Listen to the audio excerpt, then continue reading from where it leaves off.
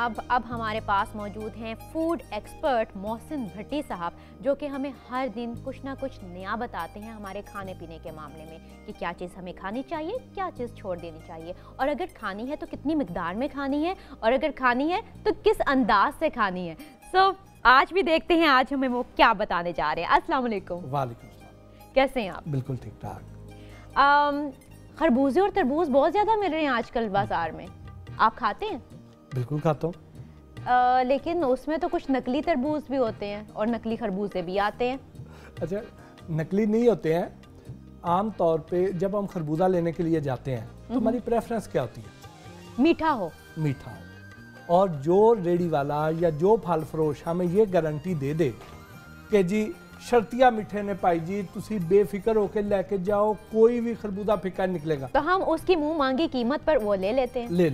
जी। लेकिन मैं यहाँ पे ये कहना चाहूँगा कि आप अपनी प्रेफरेंस को, अपनी प्रायोरिटी को तब्दील कर दें।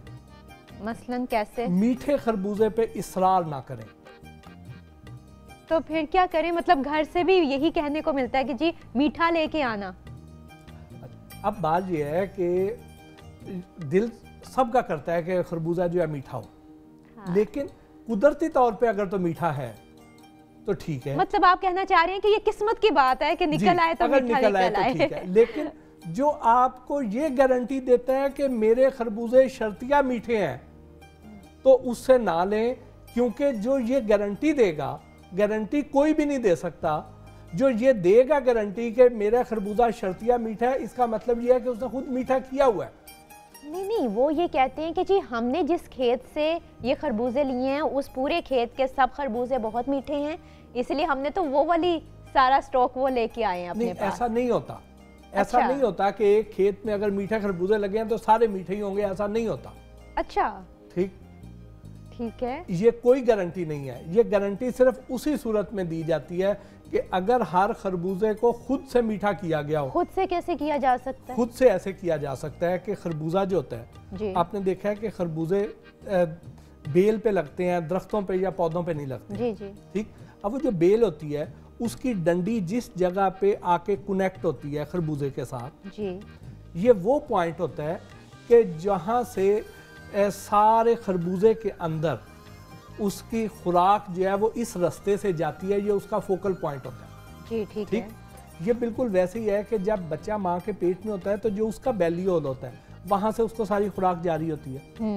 तो इसी तरह ये जो पॉइंट है, यहाँ पे सारे खरबूजे की जो अंदर नालियाँ हैं, जो उसकी रगें हैं, वो वहाँ उस पॉइंट पे आके जुड़ती हैं, इकट्ठी होती हैं। तो अगर वहाँ पर कोई इंजेक्ट कर दे मीठा इंजेक्ट यानी मीठा इंजेक्ट किस तरह होता है? हाँ जी, मीठा इंजेक्ट कैसे होता है? मीठा इंजेक्ट इस तरह से होता है कि एक तो चीनी है। हाँ जी। और चीनी जो है, इसकी बजाय अगर आर्टिफिशियल स्वीटनर हैं जिन्हें हम सक्रीन कहते हैं, हाँ जी, वो चीनी से 1000 गुना ज्यादा मिठास रखते हैं।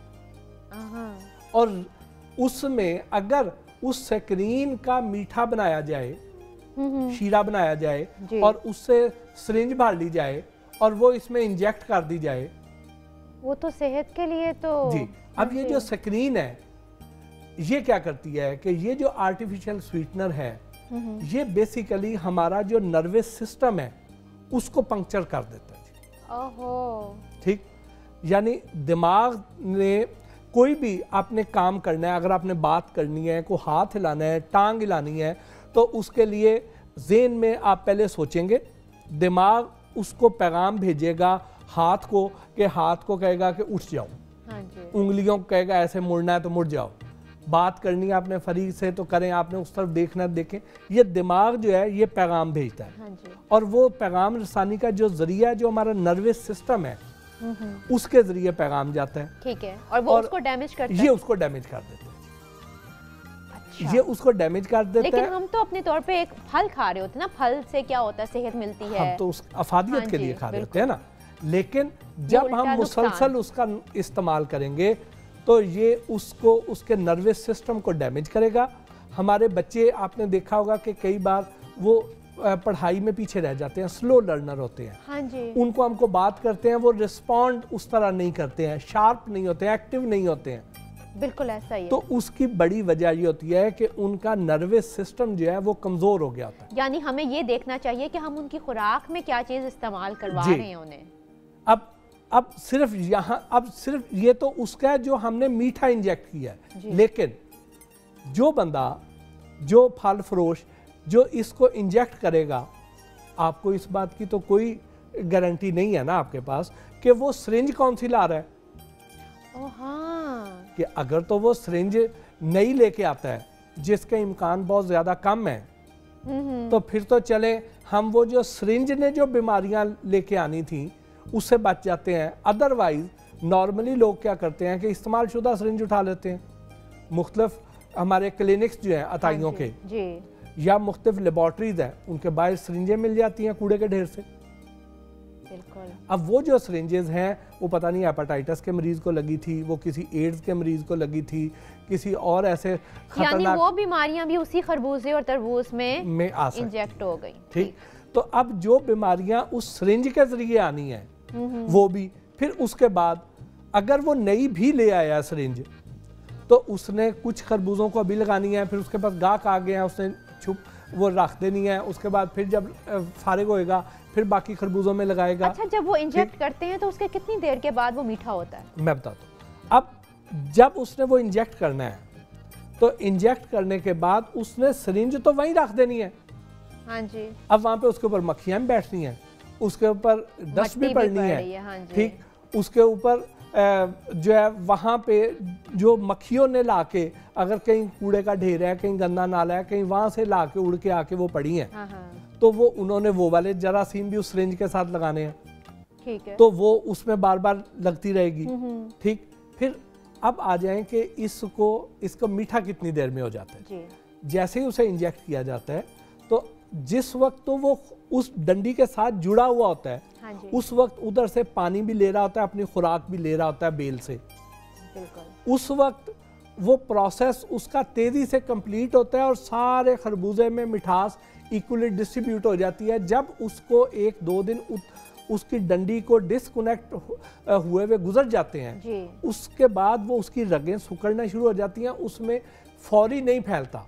अच्छा, फौरी डिस्ट्रीब्यूट नहीं होता। तो ये इसी में ही उसका जवाब भी छुपा हुआ है कि हम इसको पहचानेंगे कैसे। ठीक, वो बड़ा आसान है कि जब भी कई बार आप खरबूजा खरीदते हैं तो आप देखें कि खरबूजा एक साइड से मीठा होता है और एक साइड से फीका होता है। हाँ, कभी कभी ऐसा होता है। ठीक, उसकी वजह यही होती है कि उसको मीठा इंजेक्ट किया गया था और वो मीठा सब तरफ अभी पहुंचा नहीं था, अभी डिस्ट्रीब्यूट नहीं हुआ था और उससे वो तोड़ लिया गया। नहीं, तोड़ने के बाद लाके ये अपनी दुकान पे या रेडी पे करते हैं, उस वक्त नहीं है। अच्छा, लेकिन अभी मीठा सारे खरबूजे में मिठास फैली नहीं, पहुंची नहीं है। उससे पहले आप पहुंच गई, आपने खरबूजा ले लिया। ठीक, और नॉर्मली जिस खरबूजे को लगाया जाता है सारे खरबूजे में मिठास उसकी इक्वली डिस्ट्रीब्यूट नहीं होती है। अच्छा, हम दूर से देख के कैसे पहचान सकते हैं कि ये तरबूज मीठा है या ये खरबूजा मीठा है?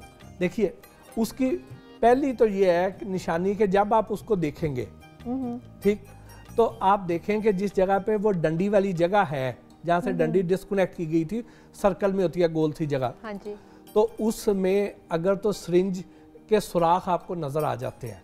सिरिंज तो इतनी बारीक सी होती है, उसके सुराख किस तरह नजर आते हैं? लेकिन अगर थोड़ी देर लग जाएगी तो उसके अंदर से उसको गलना शुरू हो जाएगा वहां से। अच्छा, कई बार आप खरबूजा लेके आती हैं तो आप देखें कि वो खरबूजा जिस जगह पे वो सिरिंज लगाई गई थी उधर से नरम होता है, पिलपला होता है, गला हुआ होता है और बाकी जगहों पे खरबूजा ठीक होता है। लेकिन वो तो दुकानदार ये कहते हैं कि भाई ये गिर गया था या वो हम कहेंगे तो ऐसे ही ना। दूसरी निशानी उसकी ये है कि वो जहाँ पे गला हुआ है जी, वो जगह वो पोर्शन ज्यादा मीठा होगा, बाकी फीका होगा या कम मीठा होगा।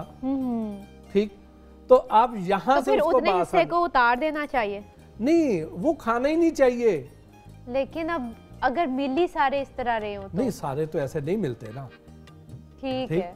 लेकिन ये है कि ये आपको वो खरबूजा नहीं खाना चाहिए, या आपको शर्तिया मीठे पे इसरार नहीं करना चाहिए। ठीक है, कुदरती तौर पे मीठा निकले तो ठीक है, लेकिन फीका भी होगा तो अफादियत उसमें उतनी होगी जितनी एक खरबूजे की जो अफादियत है वो है। हम सिर्फ चस्के के लिए मीठे पे इसरार करते हैं, अदरवाइज मीठे या फीके से खरबूजे की अफादियत पे कोई असर नहीं पड़ता। उतने ही विटामिन्स होते हैं उसमें, उतनी ग़िज़ाइयत होती है। हम सिर्फ मीठे पे इसरार करके उसमें कई बीमारियां जो है उसमें इंजेक्ट करवा रहे होते हैं और नतीजे में खुद बीमार हो रहे होते हैं। तरबूज जनाब वो काट के हमें देते हैं, देखें जी ये बिल्कुल सुर्ख तरबूज है और इसलिए सुर्ख है, ये मीठा है, उस पे आप क्या कहेंगे? देखिए जो तरबूज है, तरबूज के लिए हमारी प्रेफरेंस क्या होती है?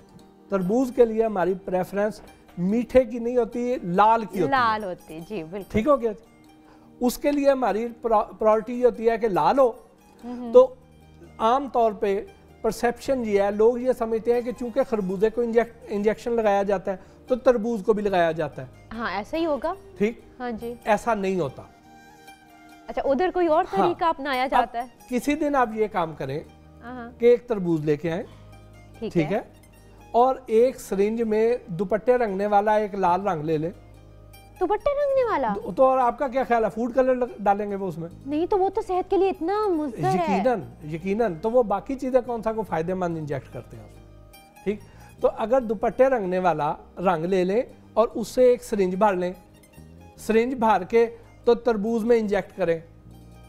ठीक, तो अब आप एक चीज नोट करेंगी कि जिस जगह पे आपने इंजेक्ट किया है तो तरबूज का जो छिलका होता है उसमें तकरीबन कोई आधी इंची चौड़ा तो वो सफेद रंग का छिलका होता है उसका। हाँ जी, ठीक, 1 सेंटीमीटर या आधी इंची के करीब वो सफेद हिस्सा होता है जी। बाकी ऊपर लाल होता है।